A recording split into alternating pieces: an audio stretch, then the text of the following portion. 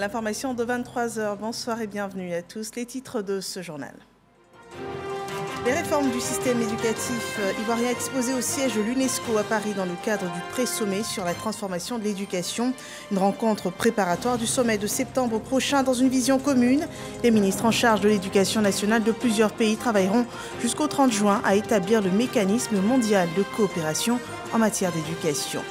Période d'examen pour tout le système éducatif ivoirien. 26 850 élèves de la formation professionnelle sont depuis ce jour évalués pour les certificats d'aptitude professionnelle, le brevet d'études professionnelles, le brevet de technicien et le brevet professionnel. Et le dossier du jour lève le voile sur un autre business florissant de la toile, l'humour.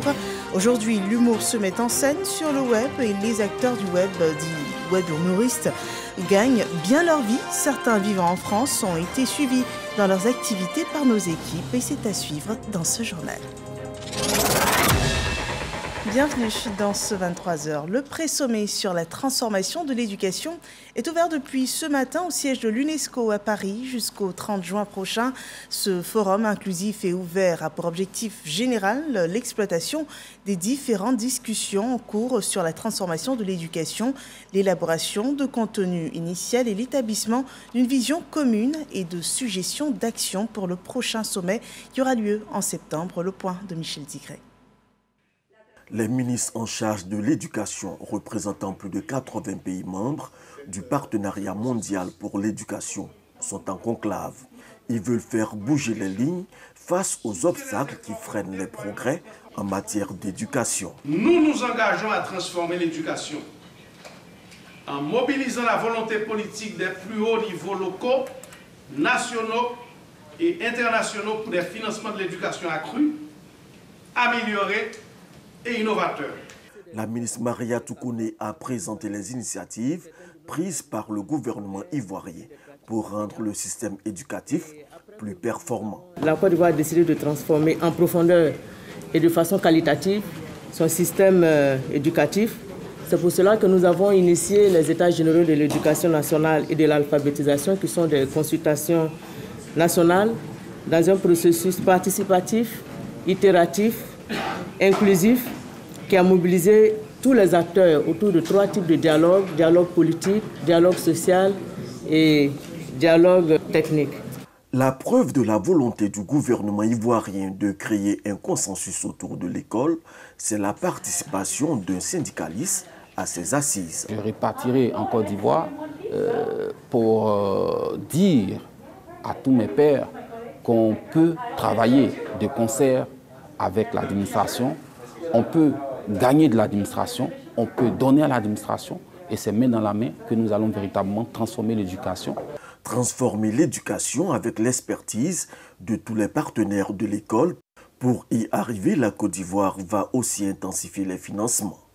Nous nous engageons à aller vers l'optimisation de l'utilisation de ressources financières du secteur, le développement de nouveaux partenariats au plan national et international pour mobiliser des ressources supplémentaires et l'amélioration de la gouvernance financière par l'instauration d'une culture de la redevabilité.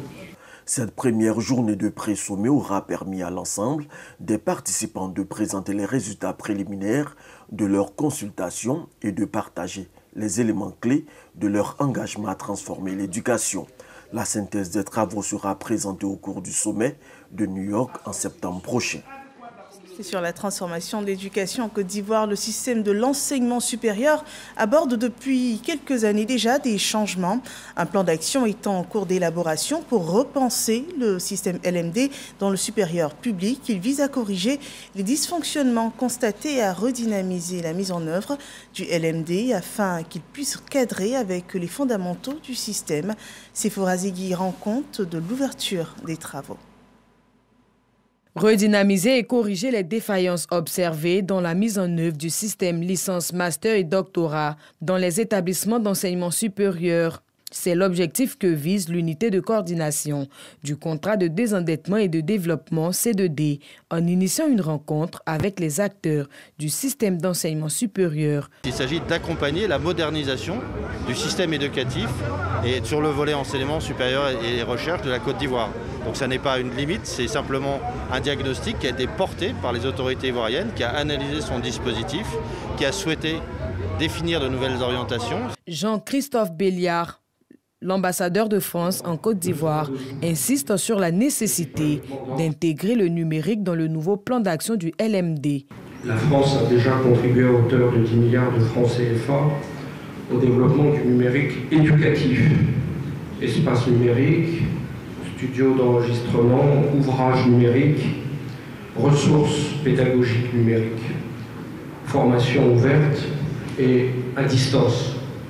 Tout cela aidera et confortera les enseignants-chercheurs et les étudiants dans le processus d'appropriation du système LMD.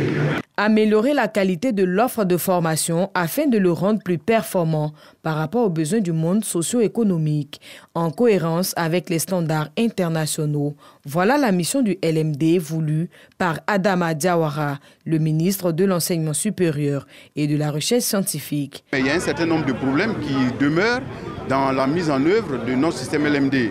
Et ça nous oblige à corriger ces aspects-là et à revoir un certain nombre de fondamentaux, notamment le découpage de nos enseignements en unités d'enseignement, en ce sens qu'il faut revoir le contenu des enseignements pour les rendre plus en cohérence avec ce qui est recherché comme profil de compétences sur le marché de l'emploi. Pour rappel, c'est en 2012 que la Côte d'Ivoire a basculé dans le système licence, master et doctorat.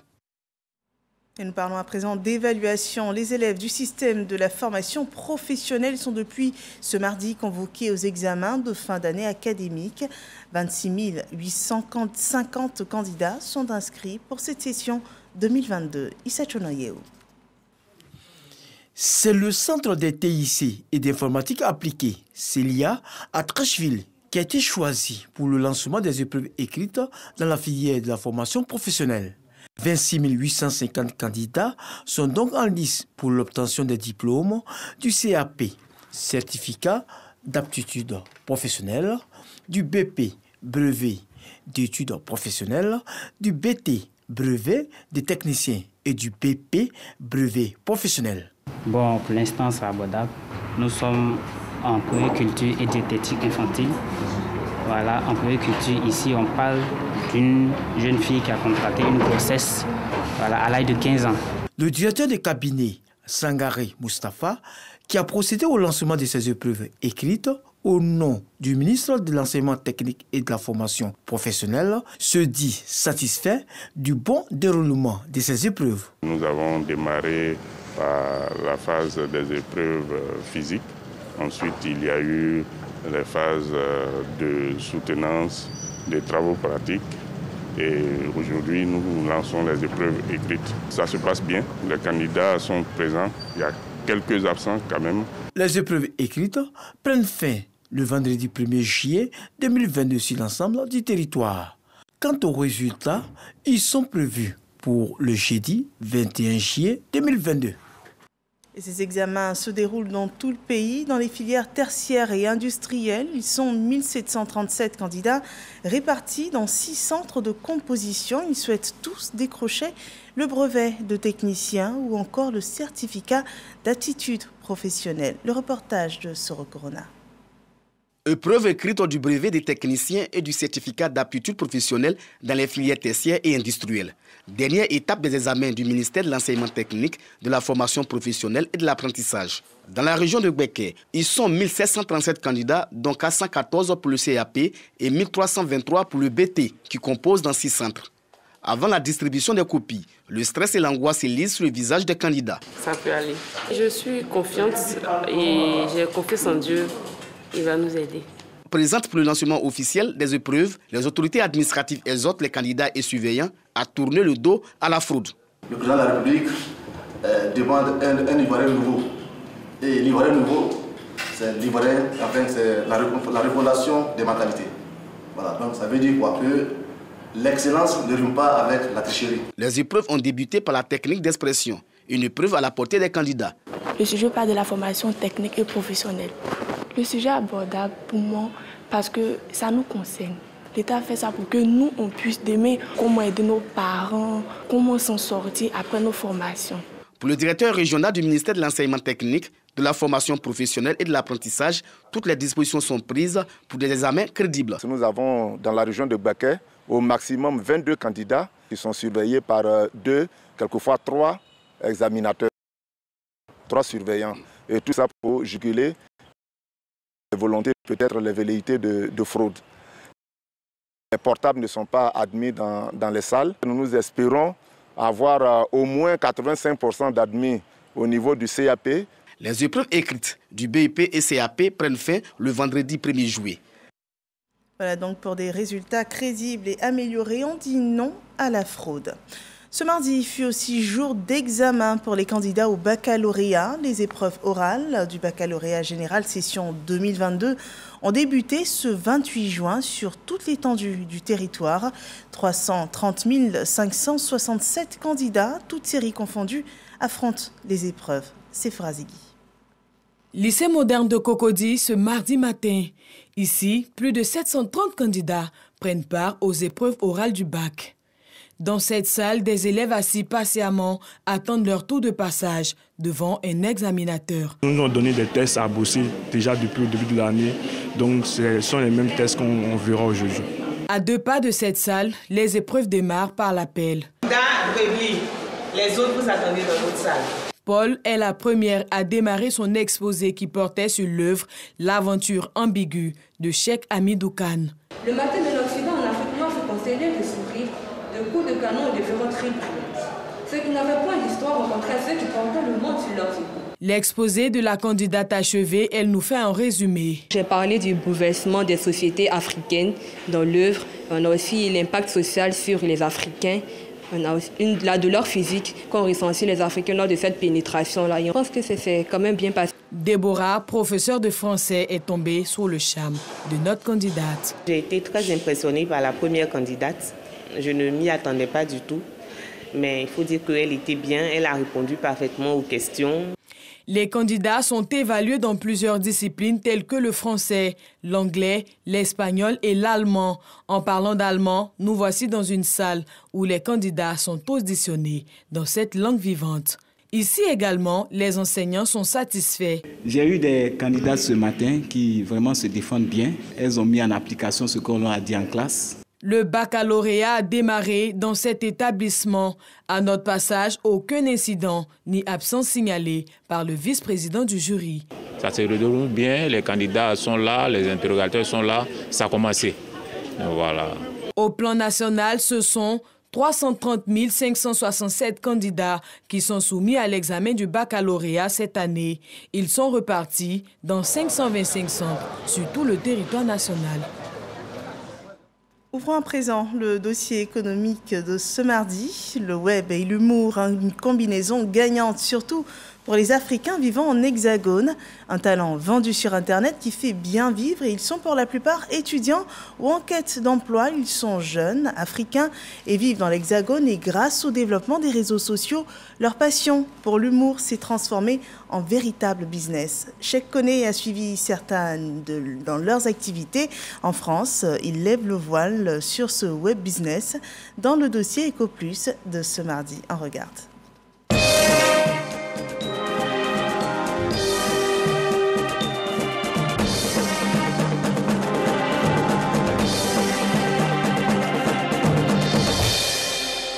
À l'aide d'un téléphone, Sophono Merrill, plus connu sur les réseaux sociaux sous le nom de Axel Merrill, s'est bâti une renommée. Véritable star du web, Merrill et ses compagnons enchaînent des capsules vidéo de jour comme de nuit. 1, 2, 3, action. Ça va, chérie? Bonne arrivée. Cette scène met en lumière un homme cocufié mis en index et terrifié par la main de son épouse. Mais moi je ne comprends pas, qu'est-ce qui se passe là? Je suis asthmatique, il faut faire doucement parce qu'au fait, moi je ne vais pas mourir pour une femme. Je n'ai pas signé pour ça, pour le mariage là. Le mariage là, c'est pas signé pour les coups que tu m'as donné là. Non, non. Mais tu es un homme, non? Je comprends pas, tu es un homme. Ta femme est là, je comprends pas. Cette vidéo a récolté plus de 700 000 vues en quelques jours. Elle est la dernière d'une série de 1000 vidéos produites par Axel et ses amis depuis 8 ans qu'ils se sont lancés dans cette aventure. Ouais, c'est rentable, ça fait gagner comme les mêmes sacrifices que tu donnes, ça te donne aussi, voilà, ça te donne aussi une paye. Je pense que quand tu fais plus de sacrifices, on te paye autant, tu vois. Depuis l'avènement de la monétisation sur les réseaux sociaux, les humoristes ont la plupart digitalisé leur activité. Une nouvelle approche qui rapporte gros. À des moments, ça gagne beaucoup. Mais à des moments, ça ne gagne plus du tout, tu vois. C'est vraiment comme ça. Les humoristes d'avant ou bien les acteurs d'avant avaient peut-être besoin de soit avoir un contrat avec un réalisateur ou bien quelqu'un pour être vu. Et aujourd'hui, on a la chance d'avoir les réseaux sociaux qui sont assez développés.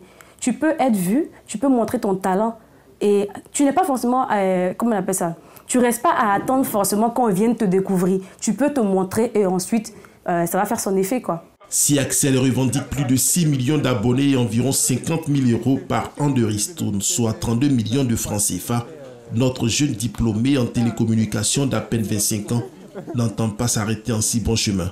Tout comme Axel Merrill, Jojo est un autre web humoriste africain vivant en France. Il a été récemment primé par le groupe YouTube pour ses millions d'abonnés. Au début, de base, c'est faire des vidéos pour faire rigoler, pour déstresser des gens. Oui, ça c'est la base, ça. Mais tu as fait en sorte que, avec le temps, cet objectif que j'avais en fait, est devenu rémunérable. Ça c'est franchement monnaie en argent en fait. Sinon de base, on n'avait pas de la monétisation sur Facebook. Peut-être YouTube, oui, YouTube rémunérait déjà il y a très longtemps, mais Facebook maintenant est revenu et tout, et ça fait que on arrive à toucher sur les deux côtés. Jojo s'est bâti en plus de la renommée une petite fortune grâce à la monétisation de ses pages, mais également grâce à ses contrats de publicité. L'activité lui rapporte un peu plus de 100 millions de francs CFA par an. Les entreprises vont voir le réseau social sur lequel nous sommes, donc si c'est Facebook ou YouTube, les entreprises vont les voir pour leur faire comprendre qu'ils ont besoin de placement de produits dans les vidéos des annonceurs. Donc, ils payent une certaine somme aux entreprises qui sont Facebook ou YouTube. Et ces entreprises Facebook ou YouTube s'occupent de dispatcher l'argent là à travers nos vidéos. Parce que c'est grâce à nos vidéos, ils peuvent inclure des publicités pour pouvoir faire voir ça au monde. Après l'expérience réussie du digital, aujourd'hui, ces jeunes talents ont tous les yeux rivés vers le cinéma. L'intérêt du truc, c'est de te prouver et de te faire montrer, montrer ce que tu es capable de faire. Et si par la grâce de Dieu, cela peut t'ouvrir des portes, on dit Amen quand je dis trouver des portes. Grâce à ça, tu peux facilement commencer à peut-être faire du one-man show. Grâce à ça, tu peux être contacté pour faire des films et tout. Et c'est ça l'objectif du truc. La rentabilité de l'activité ne sourit pas à tous. Sako, jeune Ivoirien qui s'est lancé il y a 5 ans, se nourrit encore de la passion. Le digital, pour lui, donne juste de la visibilité et pas plus pour l'instant.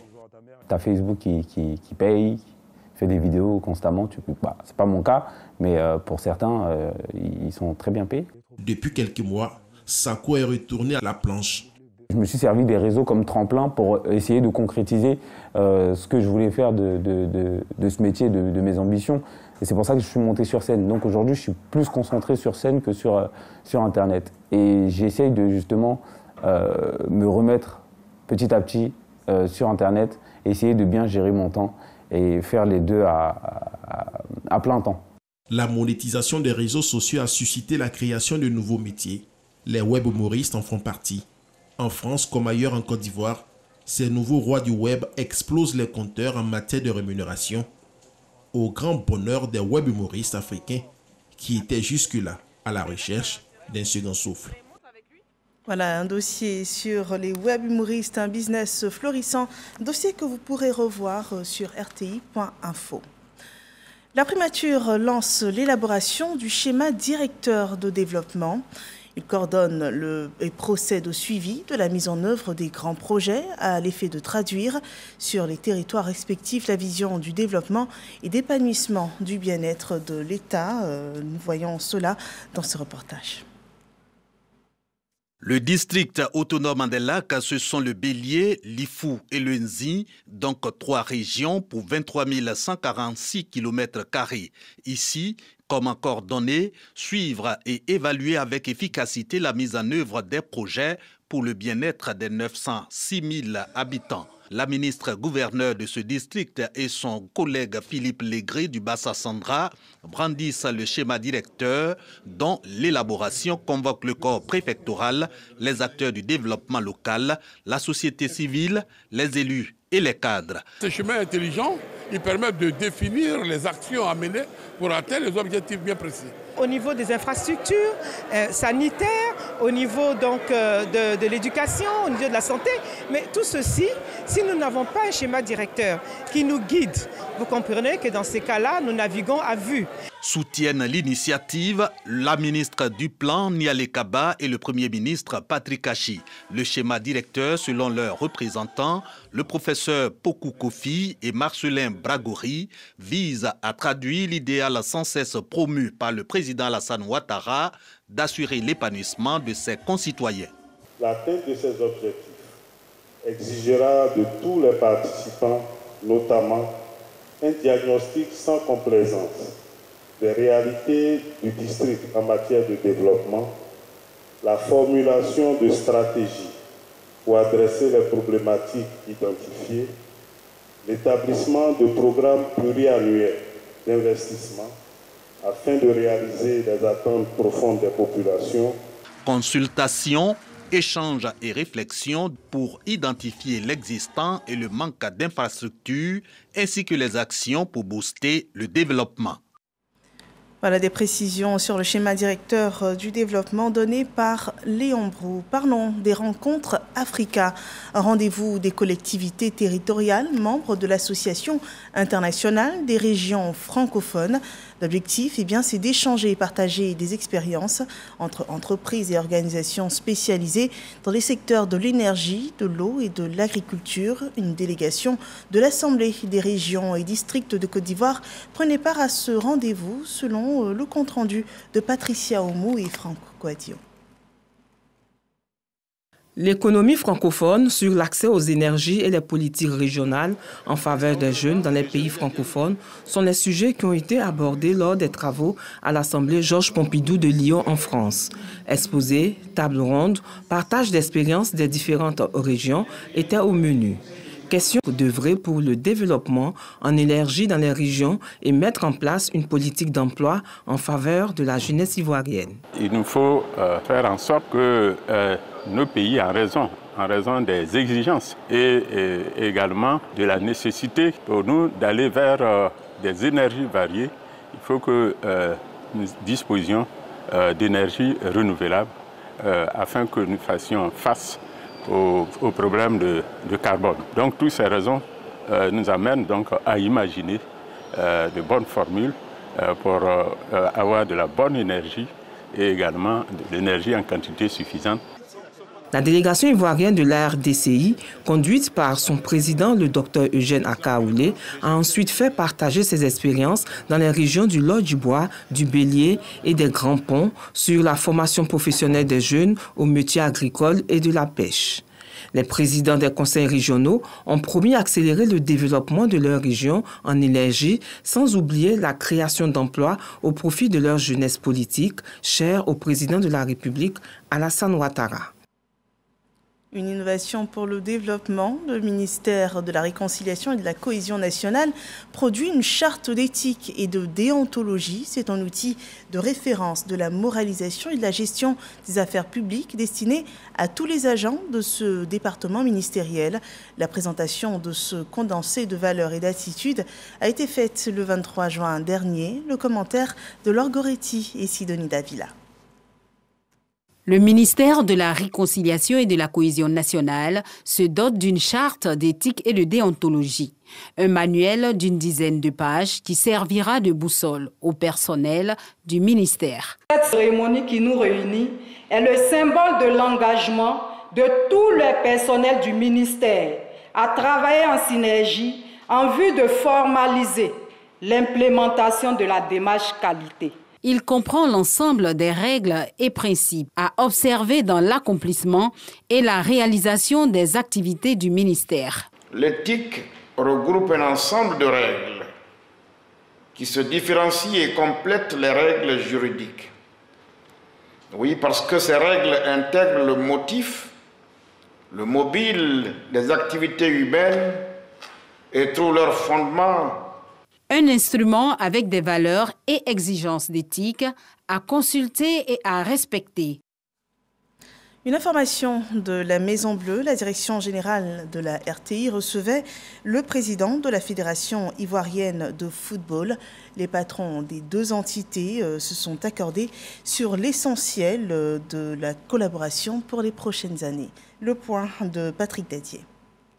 À la tête d'une forte délégation de la Fédération ivoirienne de football, Idriss Yassim Diallo a rencontré ce lundi 27 juin la direction générale de la RTI, représentée au plus haut niveau par son directeur général, Fosseni Dambélé.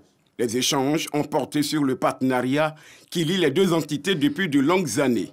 Après avoir fait un tour d'horizon sur la saison qui s'achève ce 30 juin, la projection a été faite sur le futur, notamment le grand challenge qui attend notre pays, c'est-à-dire l'organisation de la CAN 2023 et la Ligue 1 qui débutera le 10 septembre 2022. Il était important pour nous de venir saluer M. le directeur général, échanger avec lui, faire un peu le point du passé, mais surtout parler de l'avenir, construire une relation solide qui soit, comme on dit, win-win, gagnant-gagnant pour les deux entités. Et donc nous avons été très très bien reçus dans les meilleures conditions possibles et nous partons satisfaits. Nous avons un vécu, nous avons une expérience partagée, nous avons des acquis, mais il y a également aussi des aspects qu'il faut revoir, actualiser. Et surtout, nous avons un avenir à construire et consolider. Et donc c'est tout cela que nous allons revisiter à travers le groupe de travail qui a été mis sur pied pour faire en sorte qu'au final, les acteurs de la planète foot chez nous, les joueurs, les équipes, les encadreurs, les organismes dirigeants, eh bien, tout le monde puisse tirer le meilleur profit de cette coopération et de ce partenariat. Afin de mieux peaufiner ce partenariat gagnant-gagnant entre la Maison du Vert et la Maison Bleue, un groupe de travail des deux parties, séance tenante, a été mis sur pied. Ce groupe devra s'accorder sur une idée commune du partenariat d'ici la mi-juillet 2022. Suivant le parcours des pèlerins ivoiriens à la Mecque, sur place, le comité et le commissariat du Hadj s'attellent à une meilleure prise en charge des fidèles musulmans ivoiriens. Il s'agit de s'assurer du bon convoyage sur les différents lieux d'adoration, l'hébergement, l'alimentation. L'objectif, c'est de permettre à ces candidats au Hadj d'accomplir leur adoration dans de meilleures conditions. Nous en parlons avec nos envoyés spéciaux en Arabie Saoudite, Mahama Traoré et Abdelaziz Ganiyo. Transporter les candidats au pèlerinage d'Abidjan en Arabie Saoudite n'est pas le seul défi du commissariat du Hadj. Une fois en Terre Sainte, il faut aussi assurer le déplacement des adorateurs.